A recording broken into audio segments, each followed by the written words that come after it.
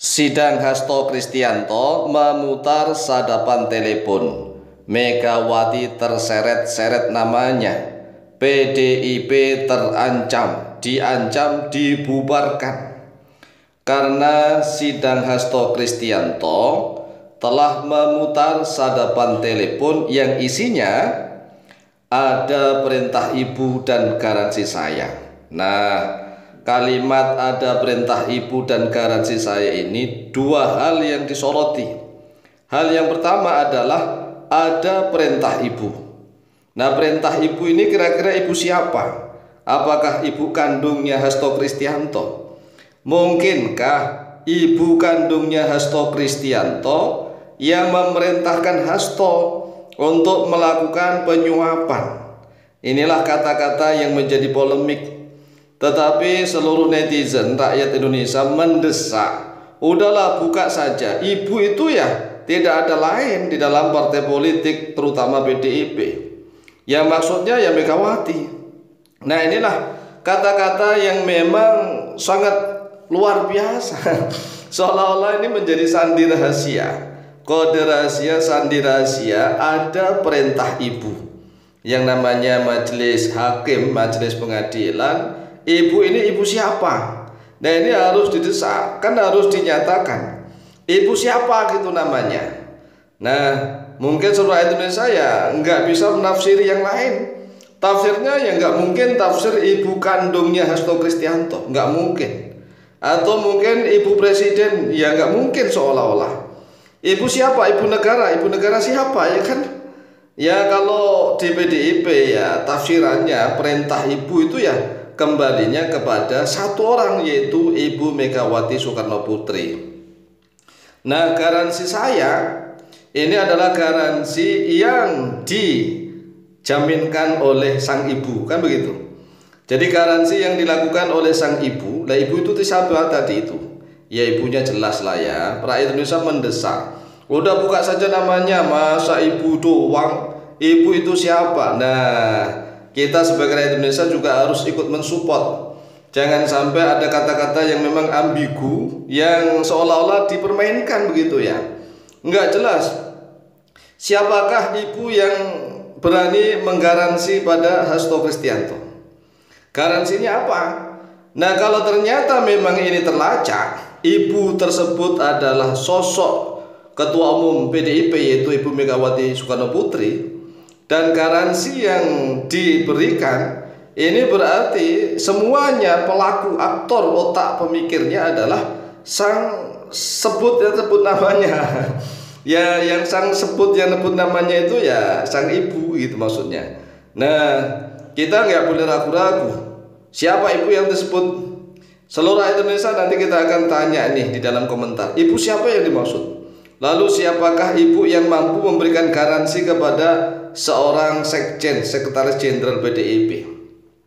Nah, ini kita desak kepada hakim lah ya, dibuka sajalah, nggak usah pakai kata-kata sandi, kata-kata kode rahasia, nggak usah.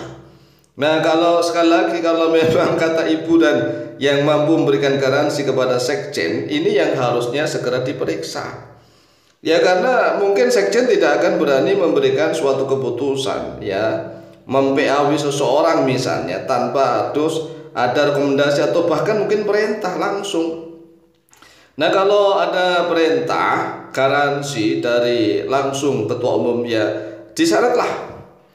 Jadi kita harus berani nih gitu.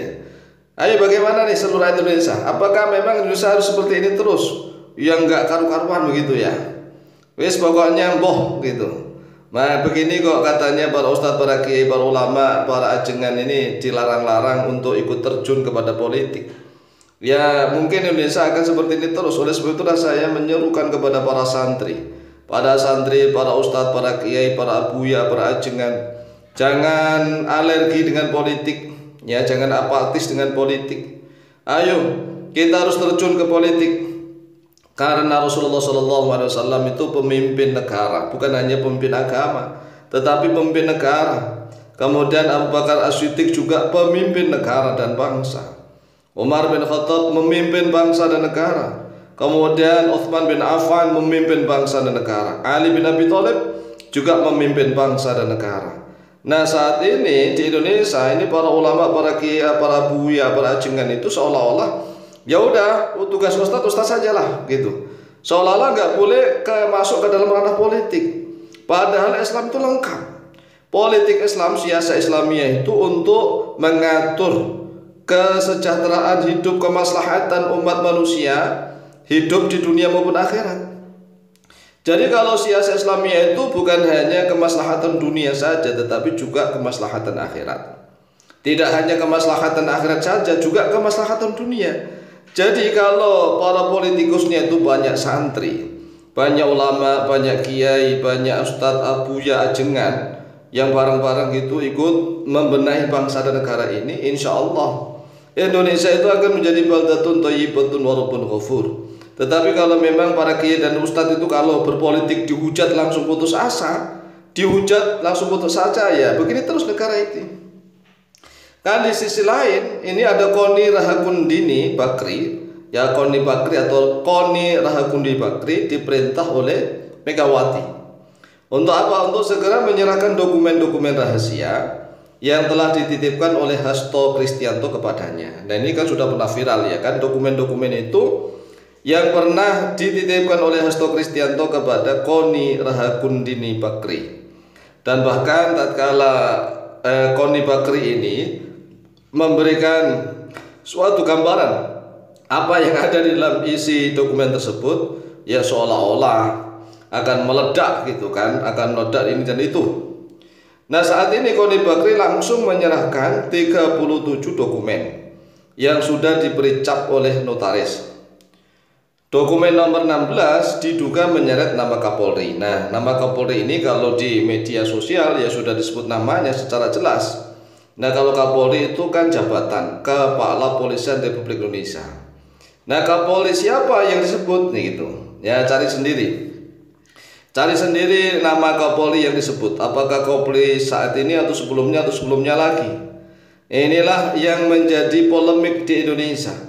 Oleh sebab itulah sekali lagi saya mengajak kepada seluruh umat Islam di Indonesia, seluruh rakyat Indonesia untuk senantiasa ya berusaha berani menyuarakan kebenaran walaupun toh dihujat oleh banyak orang, karena kita tidak membutuhkan hujatan atau hinaan atau pujian atau cacian.